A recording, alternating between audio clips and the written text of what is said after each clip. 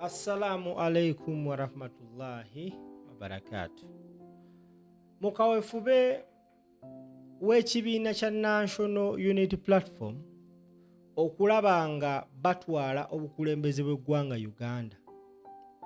Abakulembeze ku mitendera egy'enjawulo mu NUP babaako ne meetings ez'enjawulo ze batuulamu era nga bakubaganya ebirowoozo ku butya bwe bagenda okusobola okumaamulako Mwami Museveni. Given the fact that we are living in a very global world, mu nsi erina technology, osobola okutuula n'omuntu ne munyumya ng'ali mitala w'amayanja ku mukutu ogumanyikiddwa nga ogwa Zoom. Now, nina meeting gye nguddeko era bannaye kano Justin kayisawo buyisa. Nina meeting gye nguddeko eya Zoom n'ensanga ow'ekitiibwa Ssenyonyi ng'alina ensonga z'ayogerako mu butuufu ng'ensonga zino nkulu bannayuganda mulina ozimanya. NUP ekola bukubirire okulaba nga bamaamulako Mwami Museveni mu mbeera yonna era baatongoza kye baayita protest vote. Protest vote eyo ng'erimu ebintu nga okunoonya akalulu, okulonda akalulu, okukuuma akalulu n'okulwanirira akalulu. Ensonga esooka nambali moja y'ey'okunoonya akalulu gye baliko right now. Tubuzayo ennaku ntono nnyo, ennaku z'omwezi nga 15 ate tuyingire mu phase 2 ey'okulonda akalulu. Nga tukyali mu phase 1 ey'okunoonya akalulu, Ssenyonyi mweno meeting akonye ku nsonga ya phase 2 bwe tugenda okulonda akalulu. Obadde okimanyi nti abasajja balina enteekateeka gye bateeseteese okututegeerera ffe bannayuganda okulonda akalulu.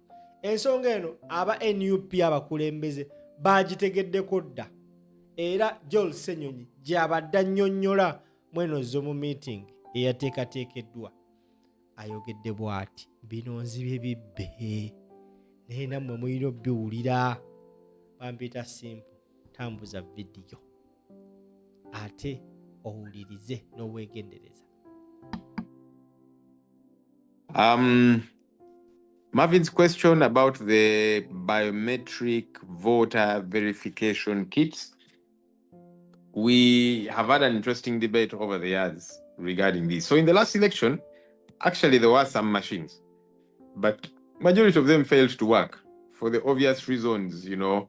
Normally when they procure substandard things, equipment, and so they cannot function, and they give them to these polling officials who have not learned the ropes and they are fumbling with them. It was the same experience with the census, where people would, you know, an enumerator. Instead of spending a few minutes per house, they spend a lot of time because they were fumbling with the machines. They just did not know what to do. The network was problematic, and so it's still the concern. You see, in a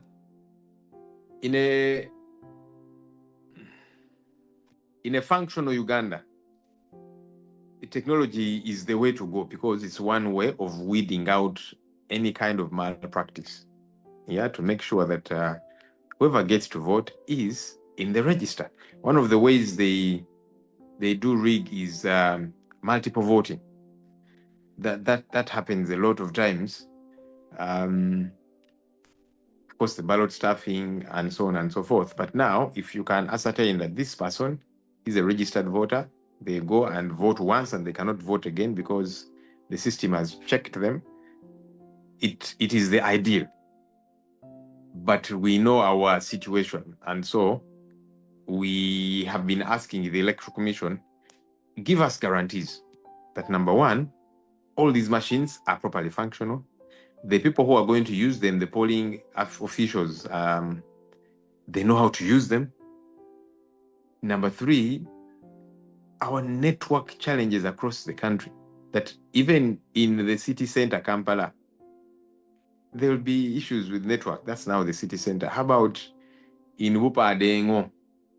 How about in Agago, as Marvin did give us an example? How about if you go to deep rural Rwampara? And so on and so forth. Anyway, yeah, even deep rural Buganda areas, network connectivity issues. They're saying all will be well. The biggest issue we are challenging, because Mr. Museveni said that where the machine does not work, then voting should not happen. He made a statement to that effect. Then that means, you pause it, or where people in the register cannot be identified in the kit, should not vote. That's something that we are challenging. We are saying, how about now, if they choose that the machines won't work in Buganda, for example, or in many of the places where they know here, NUP and the opposition has got overwhelming support. So let's frustrate the machines. And so now that the machine has not worked, voting will not happen here. So that's something that we are challenging, because it is not acceptable. The machine would be a good one, a good, modus operandi, but we know that there are challenges. Even when they will be well-meaning, network will not function in many of these places, and the polling officials will fumble with the machines and so on and so forth. And so ultimately, we have got to get back to the register. It's the rudimentary way to operate, but yeah, it's something that we are challenging, and we certainly shall, because people coming to vote, you cannot say, okay, now the machine has not worked, so you cannot vote because the machine is not working. That will not happen. Yeah. Okay. Gwatulaba. Mukaweefube w'okulaba nga batwala obukulembeze bw'eggwanga Uganda. Balaunchinga kye bayita protest vote. Nga protest vote eno erimu phases. Phase nambali moja gye balimu right now, omukulembeze ali mu Acholi, ali mu kunoonya kalulu. Ng'omukulembeze ali mu Acholi n'abakulembeze abalala. Ate ye leader of opposition nga ate ye spokesperson wa National Unity Platform.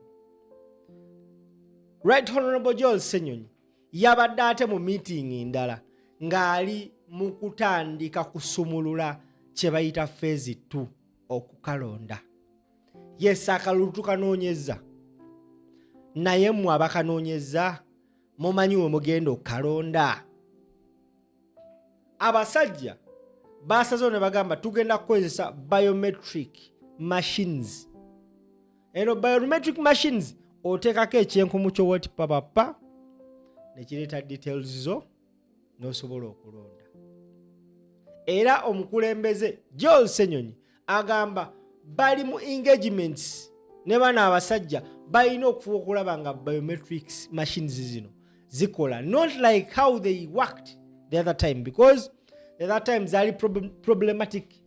Ebifo ebisinga mu Uganda wane Kampala bagamba network teriwo, and it wouldn't make sense okubanga wane Kampala network teriwo n'ogisubira nti egenda bbeera eri eyigayaza ekakumiro.